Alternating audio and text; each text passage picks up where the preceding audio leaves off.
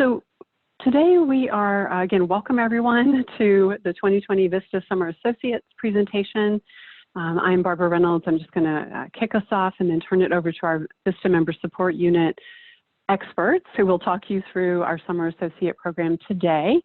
Thank you guys very much for being on the line. I know there's a lot going on right now in our world, and I really appreciate you taking the time to meet with us and to talk about Vista. So for today, welcome, as I said.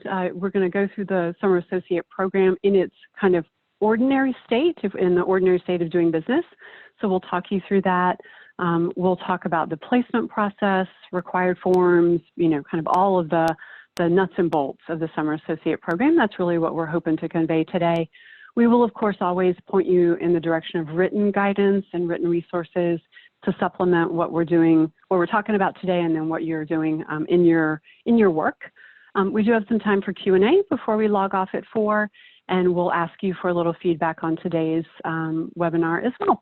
So those are our agenda items, and as I said, it's my pleasure to turn it over to Brendan Murphy, the Director of the Vista Member Support Unit. Thank you.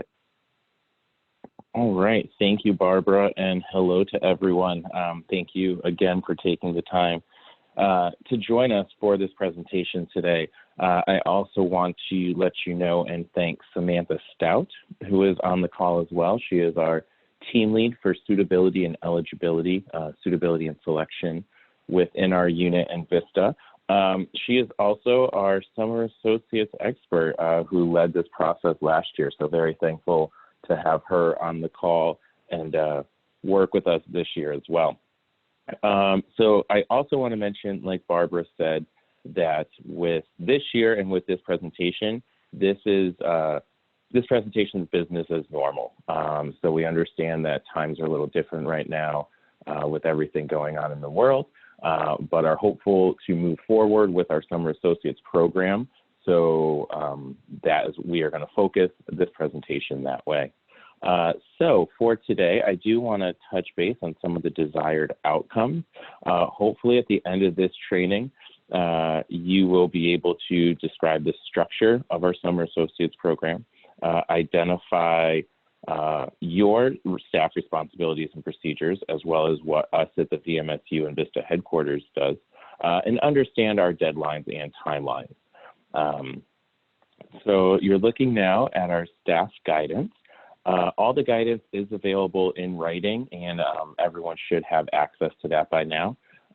The link in this presentation goes directly to that guidance. You can also get to it by going to the OFL ORO resources page on our Vista SharePoint, and the Summer Associate guidance has been updated there. A big thanks to Sam for doing that. A couple reminders in regards to Summer Associates that only current sponsors are eligible to host Summer Associates. And just a reminder of what our priority programming areas are to expand the reach of opioid prevention projects, particularly with youth, to prevent summer learning loss for students, and to combat hunger and food insecurity are our big priorities around Summer Associates. So if we move on, what are Summer Associates? Summer Associates are members who serve for 8, 9, or 10-week terms. And we're going to emphasize this, it does have to be an 8, 9, or 10-week term.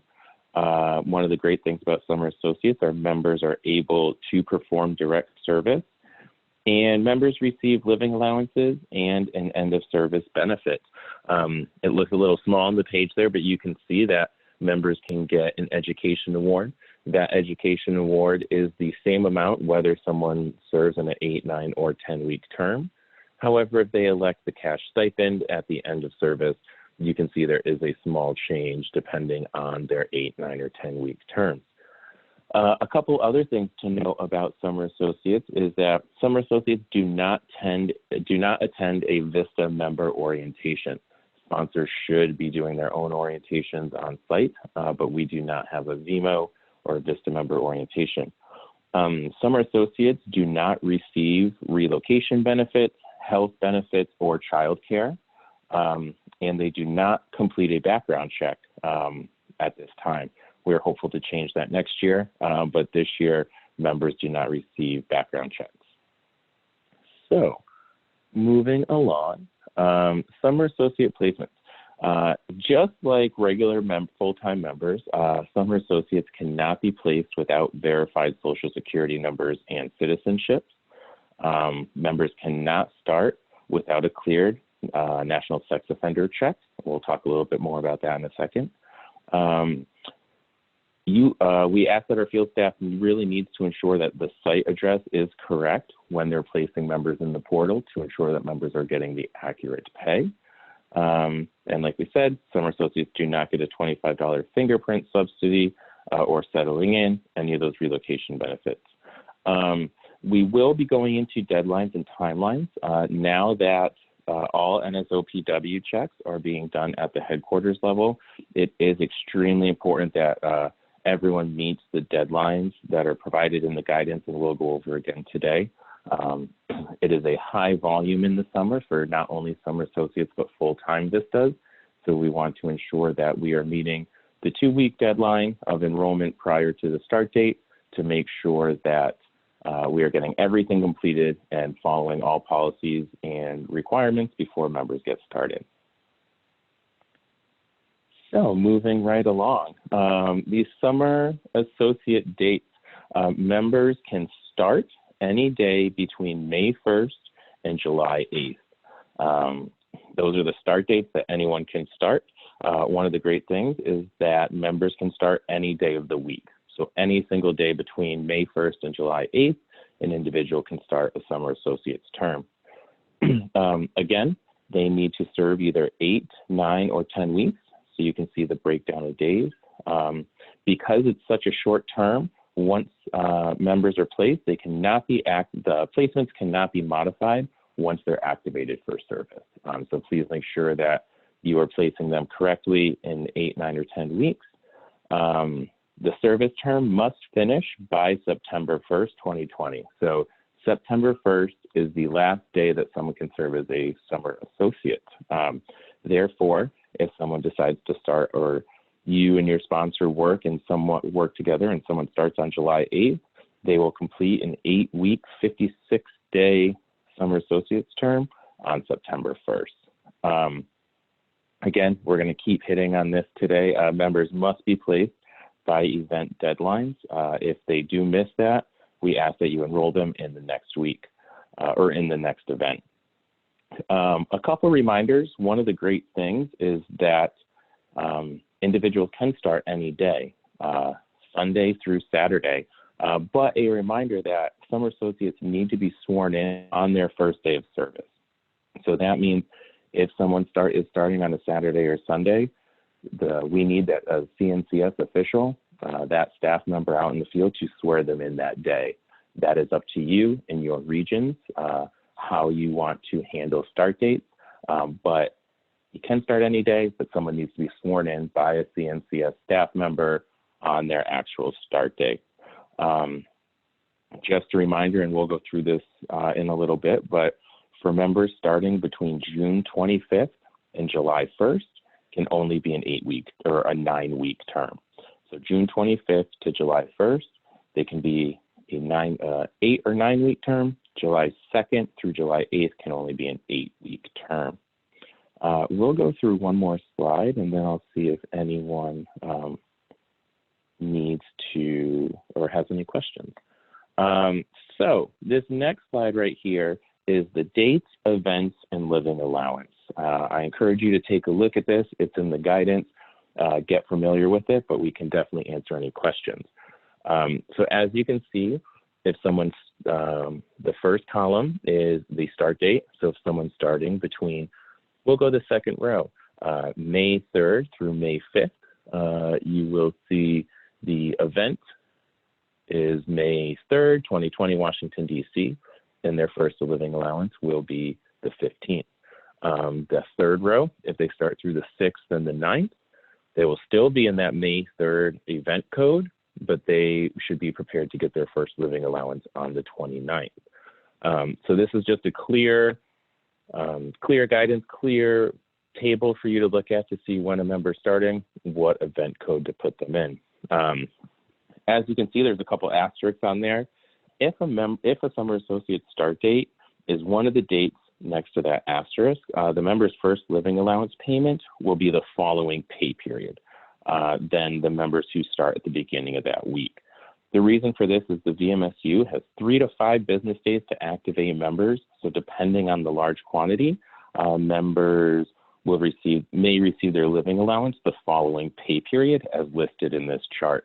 The team over the summer is all hands on deck. We really try to activate everyone as quickly as we can, but do want to set the expectation with members if they start later in a week of a pay period, they may get a paycheck the following pay period and not that initial one.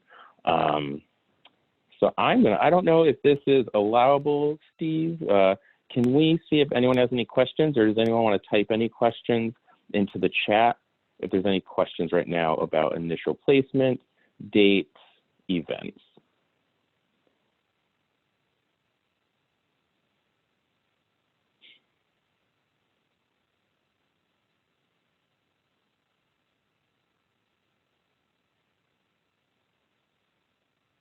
All right, not seeing any coming up in the chat. Oh wait, I see one.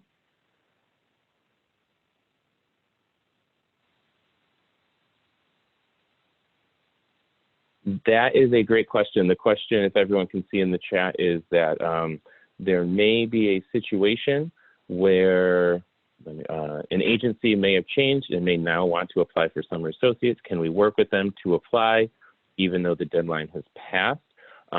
Rachel, that's a great question that I don't have an answer to right now.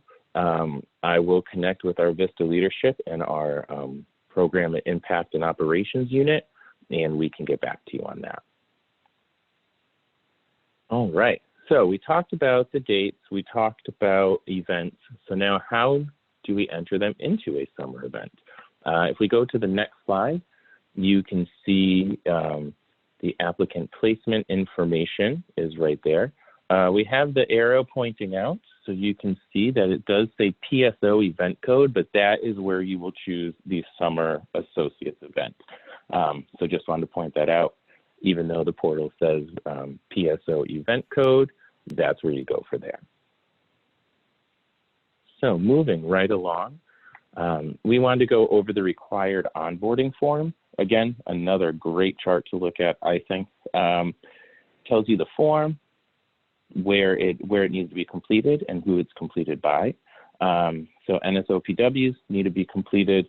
Those are done by VMSU staff at headquarters. Members then need to complete all the following documents: direct deposit, federal tax withholding, unpaid compensation information, end of service, benefit selection, terms and conditions acceptance, and then their oath of service on their start date. Please know that if it does have an asterisk by it, that summer associates, this is for summer associates serving on grant projects, are not required to complete those forms. So only for summer associates, only if they're serving on a grant project, they do not need to complete their direct deposit, their W-4, or their unpaid compensation information forms. So hopefully if anyone has questions, continue to type them. I know we are monitoring them as they come in. So I will keep moving along at this point. If we go to the next slide, you will see the electronic oath. We have the oath for U.S. citizens, and the alternate oath will be available as well. VMSU staff can unlock, reset, or relock this form. I do not believe field staff has this ability, so please let us know if you need us to do any of those for you. A couple things to remember when doing the oath. If you go to a member's homepage, if you have questions, you can go to a member's homepage and you can view the completed oath of service if you want to check in on that. A couple things to ensure when giving the oath to members. Make sure the member knows who the staff person is that administered the oath and knows how to spell the name, knows how to spell your name. If it's close, if it's Samantha who gives the oath and the person puts Sam, we can do that. But if the spelling is way off, if they put a completely different name that starts with an S, we will need them to redo that oath. So just a reminder to make sure that they take down and know who is administering the oath and how to spell their name. The member needs to make sure that they enter the correct date of the oath when they complete it. So they need to make sure that they're putting that date that they start and they're administered the oath on there. Members must put their name that's in the portal. This seems obvious, but sometimes members put nicknames, sometimes members have different spellings or just forget how to spell their name sometimes. So please make sure that they are putting the same name that's in the portal in their account on the oath. If it's completed incorrectly, we can't activate a member, which then may mean that they miss their first payment. So it's really important that they do complete this, that they remember all those things and keep them do it correctly and timely. That information should be in the port or in the guidance as well. So that is the electronic oath.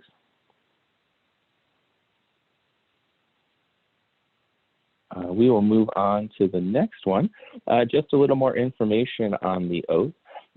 Again, the field staff will swear the member and instruct them to swear in the member, get them to complete the oath. The VMSU will unlock oaths at 12 noon Eastern time every day a member starts service. So if a member is starting their summer associate term on that day, the VMSU will unlock their oath at noon Eastern on that day. That's one of the reasons we suggest that you make sure the members know your name and everything, because you may administer the oath early in the morning and it might not be unlocked till noon Eastern. So they may not be completing the oath when you give it to them. They will receive an automated email letting them know that it's available. Members are required to submit their form by 11:59 p.m. local time. So they need to complete it on their first day of service, but they have until the very last minute of the day, their local time, wherever they are located and serving. We will get into this in the next couple slides, but we will need the field staff to email the VMSU if any individuals scheduled to start service do not begin service that day. Again, we have high volumes coming in. So while I understand having to send an additional email doesn't always seem like the best thing, or it's just one other thing that needs to happen, when we have hundreds of people starting one day and we're trying to keep track of all that, having that knowledge of, okay, this person didn't start, we don't need to worry about that individual, is very helpful as we're trying to quickly move and activate and get all these members on board. We will review all of the oaths for accuracy, and we do have a link in there for the electronic oath quick reference guide that you can click on and follow up there. All right, we'll move right along then. Going to email formatting. We do ask that the field staff sends an email to VMSU_summer@cns.gov listing all the names and NSPIDs of members sworn in on that day. Again, we want to make sure we're activating people as quickly as possible. We need to review everything to make sure everything's accurate before we can activate them. So this is a very helpful quick guide that we can go to make sure that we've captured everyone. To make things easier, in the email subject line, if you can put the event code and the state that the members are serving in, would be very helpful. And then all you need to do is list the member information so we can verify everything's correct. Now that we're in the regional format, if a region wants to send a either one or multiple emails, just please put the states that it's covering into that email and send it along. We do need this information, but want to make it as easy as it can be for you. So if it's easier to do it by state and list the members just starting that day by state, that's fine. If you want to do it by a region, we'll leave that up to you, and happy to work with you through this as we get closer to finalize what's best for your region. So moving right along, follow-up. When it comes to onboarding, to let you know, the Vista Member Support Unit, we follow up with all the candidates first. We will notify all field staff of members with missing forms, but we will do that first follow-up to members, reminding them what needs to be completed. We do ask that you all, though, if it gets to be the Friday before their start date, usually for as early Friday morning, we're going to reach out to you and say, hey, there's still these members who are supposed to be starting as early as Sunday or Monday, and they haven't completed their online, or they haven't completed all of their onboarding forms yet.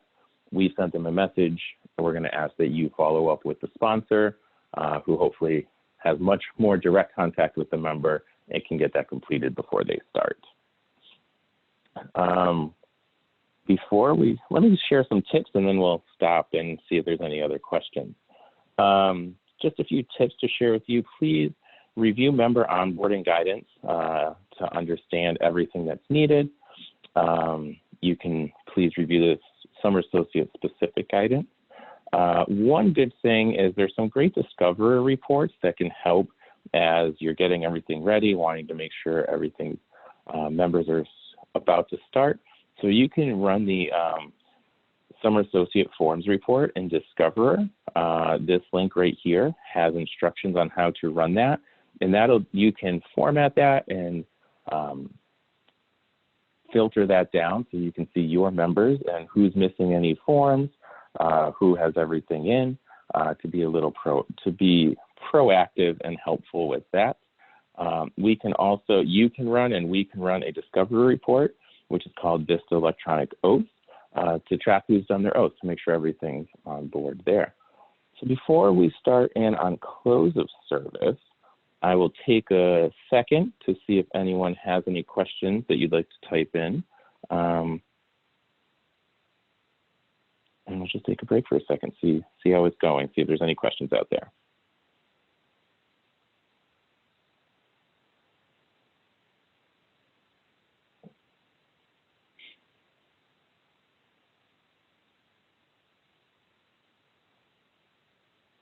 Okay, moving right along, we will start with close of service. We are happy to share with you a couple things on close of service. When a member starts service, their future plans form will be unlocked. The system will unlock everybody's future plans form. Reason for that is because this should be unlocked 90 days before a full-time member ends service. Summer Associates don't serve 90 days, so it'll unlock immediately. But a good thing is for members who regular exit, complete their term of service, just regular exit their Summer Associates term, they do not need to have a future plans form completed. They don't need to complete it. The sponsor doesn't need to complete it. You don't need to complete it. If a member is serving in the Summer Associate program and completes their term and they are scheduled to exit, the VMSU will exit members, will complete the future plans form and exit all members on their end date that are regular exiting. If a member early exits from service for any reason, then we will need a future plans form completed, because that's what tells us that we need to exit a member that day or sometime that week before the payroll runs, to make sure that that member is not overpaid and that we have records of why that member left early and have all of their files and our files correct. Anyone can fill out a future plans form. So again, it's going to unlock. The member will get an email. If they fill it out, if the sponsor fills it out, that's fine. We're not going to tell people not to do that, but it's not a requirement. It's not something that we are going to continually need to go out and ask for and make sure and follow up and make sure that it's all completed. Okay, moving along. We do have Summer Associates who move to full-term service members that enjoy their Summer Associates year, want to be a Vista, even though it's a little different service, so they sign up for a full-term commitment. A couple things that we want to note on this, though, is that they can transition into a full-time service with no break, but they must complete an application for their new service term. So even if someone is a summer associate, they need to complete an application for that full term for that listing. Summer associates must attend a VMO, a Vista member orientation, prior to becoming a full-time member. They don't attend one as a summer associate, so we need to make sure that they attend one before they sign up for their full year. If they're exiting their summer associate term early, you need to complete that future plans form. It is an early exit. It's a compelling early exit, and I think that's a very important piece, that if someone leaves service early, leaves summer associate service early to become a full-time, sign up for a full term of Vista service, that is a compelling exit, but we do need a future plans form. If they don't need to leave service early, if they finish their summer associates term, whether it was a day before or a week before, they are attending their next VMO and starting their full-time session or full-time service term, we're just going to treat them like any other member, any other candidate who's starting service.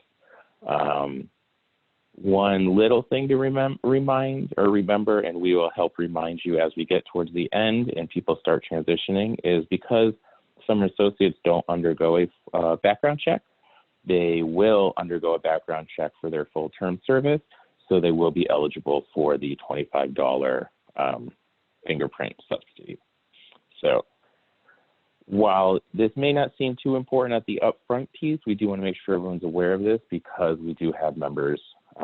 This is a normal, regular thing that members transition to full-time members. Okay, moving right along. A couple things with travel policy, and again, we know this will be towards the end, but with only being 8, 9, or 10 weeks, the end of the service comes up quick. Members may transition into full-time service at their same site. If they do it at the same site, members are not eligible for their relocation mileage. They are not relocating to start to start their full-time service because they're already at that site. So they would not get the mileage for that. They may be eligible for the $750 settling in allowance if they did relocate, so not the mileage, but they can get that settling in fee. And please contact us at the VMSU. We'll talk you through that. Reason for that is while they may have only set up summer housing and short-term housing. So now they need to set up housing for a full year, so that's where they'd get that settling in. And they would be eligible for a close of service mileage at the end of their service term, their full year term, because they will be relocating to their home of record. Moving right along, Vista Gear. We do need to let you know that we will not be ordering summer associate specific Vista Gear for this year, but members can still have items. The reason we're not ordering them for this year is working with our vendor and talking with procurement. By the time we submitted an order, got it through the process, got it to the vendor, and having the vendor's timelines of when they can deliver, we would already be through. We would be more than halfway through summer associates. So we do not want to order gear that we then couldn't use. We also want to be very careful of not knowing what our agency's branding is going to look like in the future. We don't want to over order the items that we cannot use next summer. So we do have some items in stock. We will have more info for you as we get closer to the start of summer associates, but we are talking through some plans to make sure that every member does get some gear.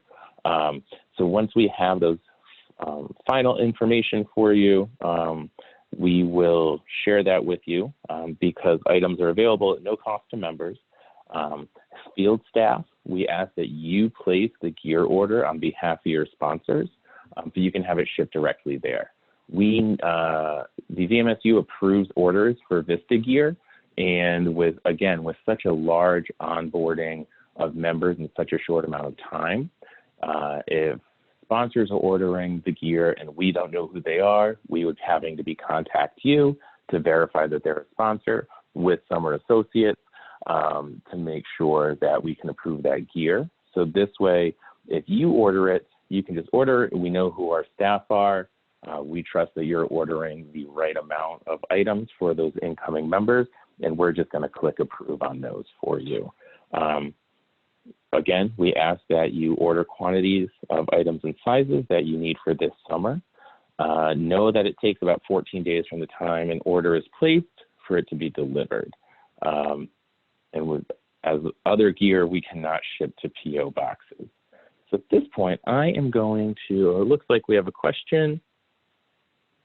All right, Sam responded to that question, so thank you. We are moving right along. So going to the next slide, we just have some reminders, some takeaways, if you will, some reminders for placement. Please place all members by the event deadlines, which is at least 2 weeks prior to their start date. Again, huge influx of members coming in, have to make sure that all forms are completed and sex offender checks are completed, which is why we have that 2 weeks deadline prior to. And again, need to make sure that all Social Security numbers and citizenship are verified before a member starts. All forms must be completed prior to their first day of service. VMSU will send out the reminder to all members for that first reminder, and then we will follow up with you towards the end of the week, right before they start, if they still are missing anything.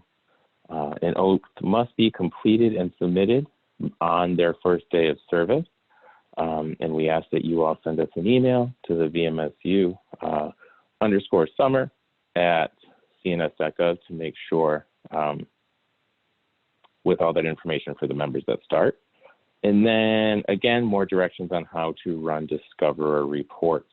And those are some reminders. Moving right along. Close the service. Again, future plans forms are needed only for members who exit early. If a member is exiting regularly, they do not need a future plans form. For travel, members do not receive travel assistance for summer associate programs. Again, if they're transitioning into a full-time service at the end of their summer associates term, we will then be able to provide them with some, so please let us know there. But for folks starting just the summer associates term, they do not receive that. All right, so what are our big takeaways? Our big takeaways, please enroll in a summer event on the placement screen at least 2 weeks prior to the start date. We've already talked about the Social Security and citizenship. Again, a big takeaway, grant members, only grant members for summer associate terms do not need to complete direct deposit, designation of beneficiary, and W-4 information in the portal. Highly recommend checking out those Discoverer reports and utilizing them.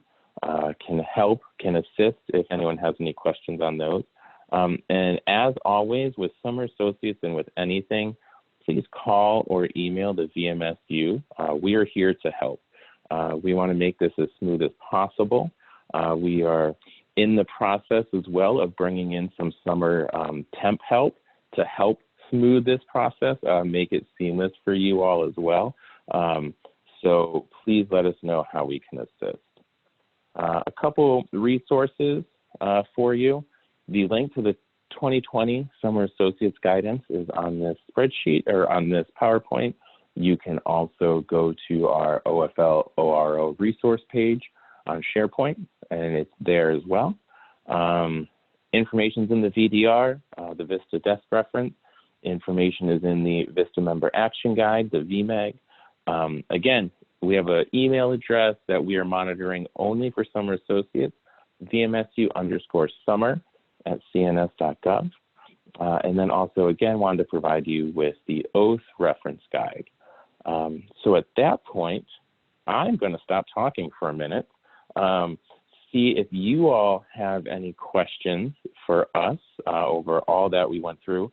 But before we open up to questions, Sam, I want to turn it over to you. Is there anything you want to add about summer associates that I may have missed? or any tips that you want to share with our colleagues.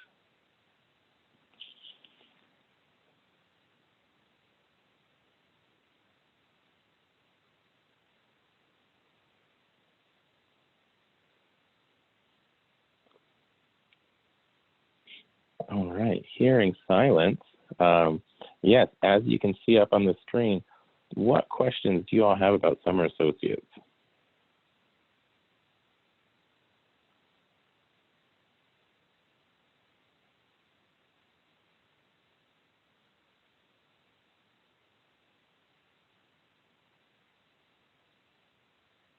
All right, not hearing any, I'm going to take that as you all have all the information you need, and I'm going to take that as a positive from this presentation.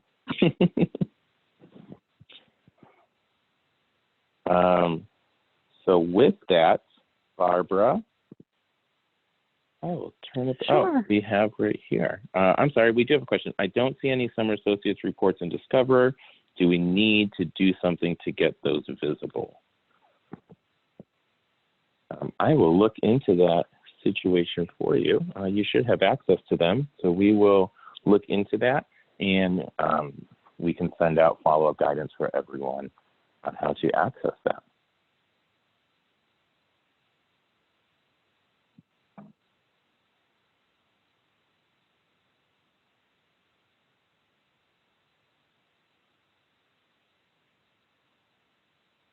Okay.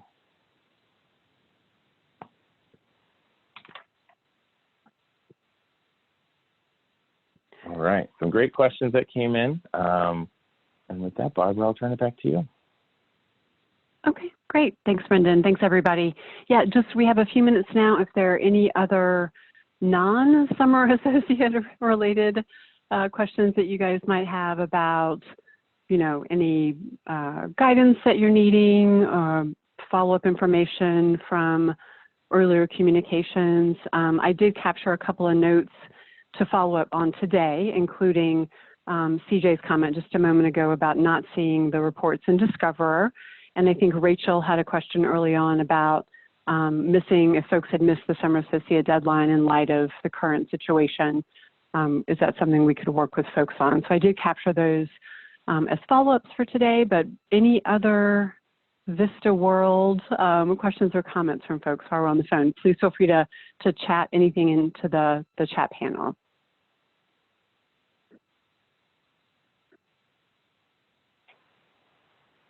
All right. Well, I'm seeing nothing going into the chat, but please, if your fingers are typing, keep typing. I'm just going to transition now to just go over what we've talked about in today's agenda, and then make some other summary comments. So if I can stop doing that at any point if there are questions that pop up in the chat. So as you guys just heard, Brendan walked through a whole bunch of great stuff. Again, hopefully the written guidance was something you had come across already, but if not, you have great links to get that into your brains and into your fingers. We looked at the Summer Associate Program sort of in its original, before coronavirus structure, and went through some of the details, a lot of the process steps and required forms, and hopefully Brendan was able to clarify some of the nuances regarding summer associates and what they do and when they end their service and where they go from there. We do have, as I mentioned, those two specific follow-up items that the Vista team will figure out and then give you guys answers either via email or some other communication mechanism. And then we, of course, opened up for Q&A again. I'm seeing nothing still in the chat. So I'm going to go ahead and transition now to the evaluation for today's session. Oh, sure. Of course, Brendan. No worries. Before you did that, Sam was able to respond in the chat to the question about Discoverer and where that information is located. So we can still follow up with that, but again, Sam has all the information that we need and was able to post that. So take a look at the chat for folks. Perfect. Thank you so much. Yep, great. Looks like she gave it to everybody, so you all should be able to see that as well. So just for quick review, as I just mentioned, the different pieces of the Summer Associate Program we went through. And then before you log off today, if you could take a few minutes to give us feedback. Maybe today is not the time, you need a little, you have other pressing, urgent issues or other things to accomplish. But if at any point this week you can think to log on to the survey, we very much within Vista are really thinking about how best to convey information and support you guys in the regional offices. And so this particular survey is one way of you giving us your feedback and helping us do that well. So please, at any point, today ideally, but any point this week, it would be super, super helpful. And then with that, just want to transition to what happens after today's webinar. As per usual, you are, of course, always invited to reach out and to have specific questions and needs identified in JIRA. I know that's a system that many folks have been using. I did mention we'll post the recording of today's presentation in Litmos, most likely later this week or by the end of this week.